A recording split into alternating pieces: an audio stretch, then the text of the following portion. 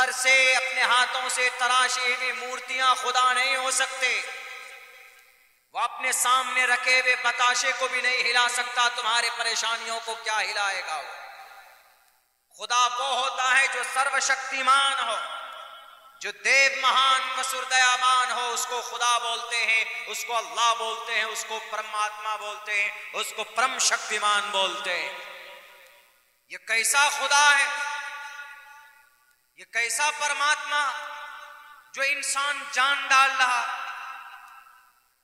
खुदा तो वो है कि जो इंसानों पे, इंसानों की बॉडी में जान डाले, लेकिन अभी आजकल ऐसा खुदा खड़ा किया गया, स्टेबल किया गया है उत्तर प्रदेश के एक शहर में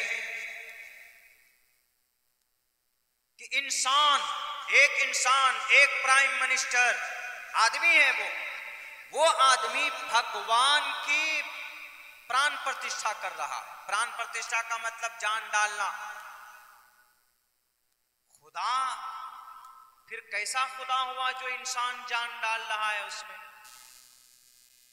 अरे खुदा तो वो होता है जो इंसानों को जान डालता है, इंसानों में जान डालता है। बहरकैफ शास्त्र के खिलाफ वो अमल हुआ। वो अल्लाह जो हर चीज, इन्नल्लाह अला कुल्ली शैइन कदीर, जो हर चीज के ऊपर कादिर है, खुदा उसको बोलते हैं। हम ऐसे खुदा पर विश्वास और एतकाद और एतमाद रखते हैं कि हमारा खुदा वो है जो पूरी दुनिया के अंदर जितने भी मखलूकात है सबको रोजी रोटी देता है। हमारा खुदा वो है जो 6 करोड़ 30 लाख मुरब्बा मील के इलाके में जमीन को पैदा किया है। हमारा खुदा वो है जो 30 करोड़ 14 लाख मुरब्बा मील के इलाके में समंदर को पैदा किया है।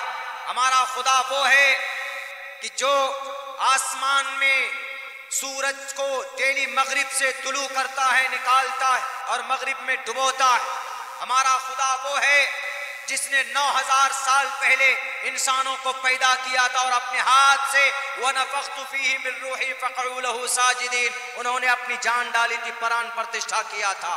हमारा खुदा वो नहीं है जिस पे हम इंसान हाथ उनके बॉडी में जान डालें। खुदा वो होता है जो सबको जीवन देता है। खुदा वो होता है जो सबको बुद्धि देता है। खुदा वो होता है जो हर वक्त परेशानी में वो साथ देता है। ईश्वर वो होता है जो इंसान की दिल की बातों को जानता है। खुदा वो होता है कि अगर किसी की बीवी का किडनैप हो जाए तो वो जानता है कि मेरी बीवी को कौन ले गया है। लेकिन यहाँ बीवी तो ऐसे खुदा हैं इंसानों के, बीवी का अपहरण हो जाए तो पता ही नहीं चलता मेरी बीवी को कौन लेके गया।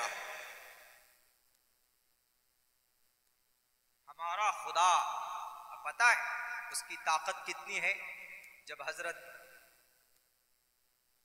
इब्राहिम अलैहिस्सलातु वस्सलाम को कहा नमरूद ने कि बाज आ जाओ, मुझे खुदा मानो, मेरे सामने अपने मुकद्दस पेशानी को झुकाओ,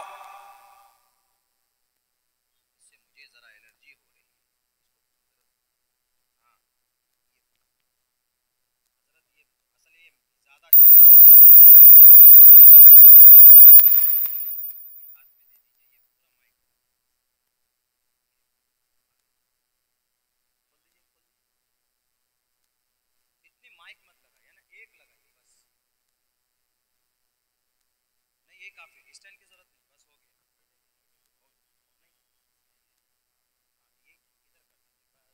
दबा दीजिए।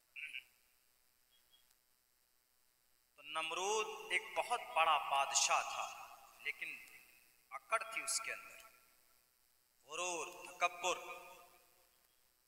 एक ही आदमी सामने खड़ा था।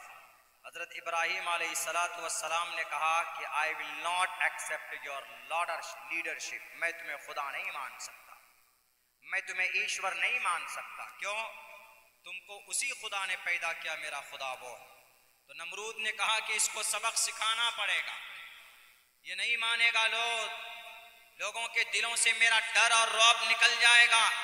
इसलिए काम करो ये लोगों, लकड़ियां जमा करो। लकड़ियां जमा की गई, महीनों तक आग सुलगाई गई, उसके बाद जब हजरत इब्राहीम अलैहिस्सलाम को एक मंजीक में डालकर, एक मशीन में डालकर उनको आग में डालना था, फेंकना था, तो हजरत जिब्राइल अमीन तशरीफ लाते। जिब्राइल अमीन पूछते हैं कि इब्राहीम आप सिर्फ इशारा कर दीजिए, अभी इस नमरूद की टोटल ताकत को मैं अपने एक पर में, ये जितनी भी लकड़ियां, महीनों तक लकड़ियां जमा की गई थी, आप अंदाजा लगा सकते हैं कि कितनी लकड़ियां जमा की गई होंगी हजरत इब्राहीम को जलाने के लिए। कई महीने तक लकड़ियां जमा हो गई और फिर कई दिन तक वह आग सुलगाई गई, यानी मुकम्मल तौर पर वो साजिश रच चुके थे कि इस इंसान का खात्मा करना है, इस इंसान को हमें जलाकर भस्म करना है। लेकिन जब कोई ईमान के साथ अमल साले करता है, लेकिन जब कोई सच्चा मोमिन होता है, लेकिन जब कोई सच्चा आशिक अल्लाह का होता है, लेकिन जब कोई सच्चा तलबगार रब्बे जुल जलाल का होता है, उसकी ताकत का होता है, उससे डरता है, फिर दुनिया की किसी ताकत के सामने अपना सर नहीं झुकाता। उसके बाद उन्होंने कहा, जिब्राइल ने कहा कि इब्राहीम ए खलीलुल्लाह, आपको तकलीफ नहीं होने देंगे, मैं आया हुआ हूं ना, मैं जिब्राइल हूं। आप तो जानते हैं कि मेरी कितनी ताकत है, आप तो जानते हैं कि अल्लाह ने मेरी ताकत की कसमें कुरान में खाता है, ज़ी क़ुव्वतिन इंद ज़िल अर्श मकीन। अल्लाह ने जिब्राइल की ताकत की कसमें खाई है कुरान में, इतने ताकतवर, ये तो वक्ती तौर पर 5 साल के लिए कुर्सी में बैठते हैं तो ये किसी कमजोर के घर को बुलडोजर से तोड़ देते,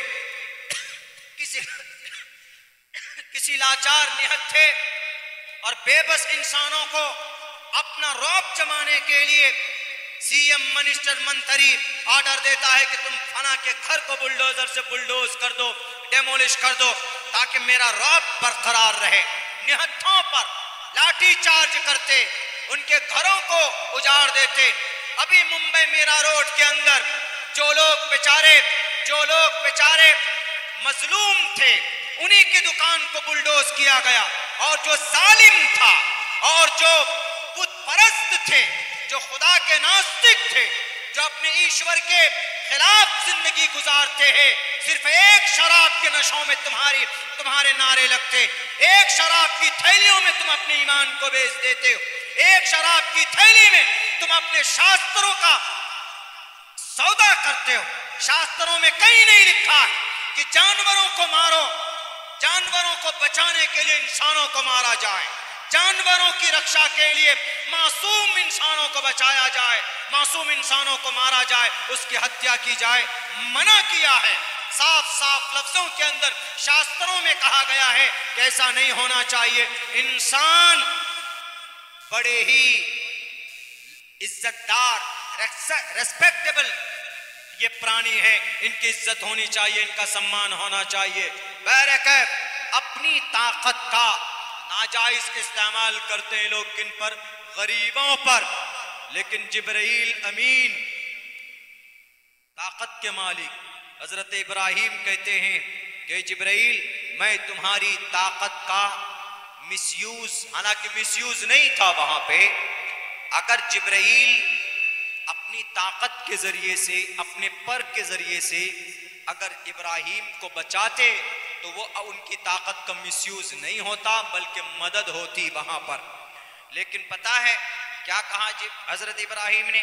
हजरत इब्राहीम ने कहा कि जिब्राइल मैं जानता हूं तुम अल्लाह के सबसे महबूब और सबसे बड़े फरिश्ते हो, मुझे पता है कि दुनिया की सारी बुलडोजर की ताकत एक तरफ और तुम्हारी ताकत एक तरफ।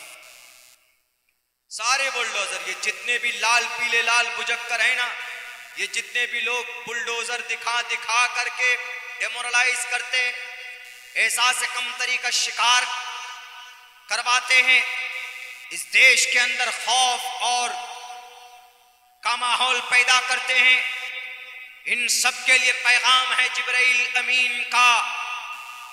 उनकी ताकत का इस्तेमाल कैसे होता है? हजरत इब्राहीम ने कहा कि जिब्राइल सब्र करो, मुझे तुम्हारी ताकत की मदद की जरूरत नहीं है, सिर्फ इतना बता दो कि मेरा अल्लाह मुझे देख रहा है कि नहीं देख रहा, मेरा खुदा उनको मालूम है कि नहीं है कि मैं आग में डाला जा रहा। तो हजरत जिब्राइल ने कहा कि अल्लाह सब कुछ देख रहा है, अल्लाह को सब पता। उन्होंने कहा कि जिब्राइल तो तुम हट जाओ, आज मैं मेरी मदद मेरा अल्लाह देख रहा है, वो क्या चाहता है मैं वो देखना चाहता हूं। अगर अल्लाह यकीनन मुझसे मोहब्बत करते, अल्लाह को यकीनन अगर अल्लाह मुझसे मुझे काम के लिए चुना है तो अल्लाह मुझे कभी जाय नहीं करेगा। जाओ, मुझे तुम्हारी मदद की जरूरत नहीं। दुनिया वालों याद रखना, जिब्राइल एक तरफ हो जाते, हजरत इब्राहिम को डालकर मशीन में फेंका जाता, जब आग में गिरने वाले होते वो अल्लाह जो आज भी बैठा हुआ है अर्श मुअल्ला पर, वो अल्लाह जो आज भी मौजूद है हर जगह पर, वो अल्लाह जो आज भी उतनी ही ताकत का मालिक है कि जब नमरूद के साम्राज्य को तबाह बर्बाद करना था तो वही अल्लाह अपनी शान के साथ था। फिरौन को तबाह बर्बाद करना था तो अपनी शान के साथ था, और कारून को गर्क करना था, कारून को जमीन में धंसाना था, तो उसी अल्लाह ने अपनी ताकत का इस्तेमाल किया है। आज अगर मस्जिद बैतुल मक़दिस अगर यहूदियों के कब्जे में है, अल्लाह की मदद नहीं आ रही है, तो अभी नेक अमल की जरूरत है। सिर्फ ईमान नहीं, ईमान बहुत है लेकिन अमल साले नहीं है। हमारी मस्जिद शहीद हो रही है तो अभी हमें नेक अमल की जरूरत है। हमारे मस्जिद हरमैन शरीफैन के तरफ अगर ललचाई हुई निगाह इन मगरिबों की है तो हमें नेक अमल की जरूरत है। सिर्फ मुसलमान 150 अरब होना जरूरी नहीं है, बल्कि मुसलमानों का नेक अमल होना, मुसलमानों का नेक आमिल होना, मुसलमानों का अपनी शरीयत के मुताबिक जिंदगी गुजारना ये जरूरी है। इसलिए कि जंगे उहद के मैदान में सिर्फ 313 थे, ईमान के साथ अमल भी था, तो हजरत 313 सहाबा लड़ रहे हैं, लेकिन जब देखा कि सहाबी लड़ रहे हैं, ईमान वाले लड़ रहे हैं, नेक अमाल वाले लड़ रहे हैं, तो अल्लाह तबारक व तआला ने जिब्राइल को भेजा कि जाओ जिब्राइल, मेरे 313 नेक सहाबी हैं, मेरे 313 अच्छे अमल वाले सहाबी हैं, सिर्फ मोमिन नहीं थे बल्कि एक एक अमल शरीयत के एक एक हुक्म पर अमल करते थे। अल्लाह ने आसमान से कई हजार फरिश्तों की झुंड भेज दी जिब्राइल अमीन के साथ। इन 313 लोगों के साथ कुफ्फार और मुशरिकीन मक्का के साथ उनकी मदद की गई। वहां पर नेक अमाल यानी कोई भी काम शरीयत के खिलाफ नहीं थी उनकी, तो अल्लाह की मदद आई। आज अल्लाह की मदद नहीं आ रही। आज हमारी मस्जिद शहीद करके, हमारी मस्जिदें शहीद करके पत्थरों की मूर्तियों को खुदा बनाया जा रहा है। हमारे मसाजिद के ऊपर 1967 से इन शराबी कबाबी यहूदियों का कब्जा, इन जुडाइज्म का कब्जा है। और दूसरी मस्जिद टारगेट पर है, हैदराबाद की मक्का मस्जिद और कई मसाजिद। मुसलमानों, अगर आपके नजरों के सामने में अगर आपकी मस्जिद शहीद की जा रही और आपकी मस्जिद को बुलडोज करके वहां पर मनादिर तामीर किए जा रहे हो, तो सिर्फ ये है कि हमारे आमाल बद का नतीजा है कि अल्लाह हमारे आमाल बद की वजह से इन जालिम बादशाहों को आपके ऊपर मुसल्लत कर दिया।